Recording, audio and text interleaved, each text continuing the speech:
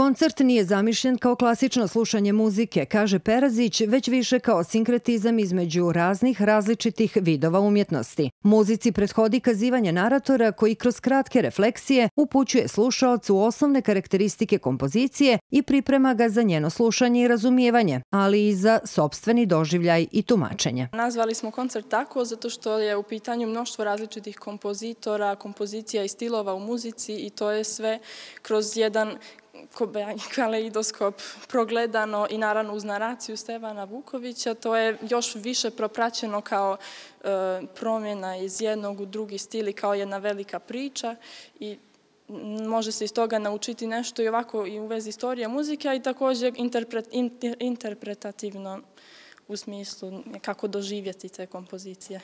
Koliko nam naracija pomaže u tome? Naracija dosta pomaže zato što sve od ovih kompozicija imaju neku priču iza sebe i nešto što je inspirisalo kompozitora da je napiše i nešto iz njihovog ličnog života ili također što ima veze sa muzikom ili također. Imamo također na projektoru i slike umjetničke koje su iz tog doba i koje su konkretno inspirisale neke od dijela. Moram da se zahvalim gospođi Bobi Popović, pošto ona je omogućila da se ovaj koncert održi i naravno predložila je odmah ovaj datum kao Svjetski dan muzike i meni je čast da isto ja sviram za taj dan. Student prve godine Fakulteta dramskih umjetnosti, narator večeri Stevan Vuković istakao je značaj kojim priča upotpunjuje muziku. Mislim da je velik zadatak prenošenje slikovito doživljaja lika i same inspiracije autora da to svoje dijelo prenese na papir i kasnije ga izvede.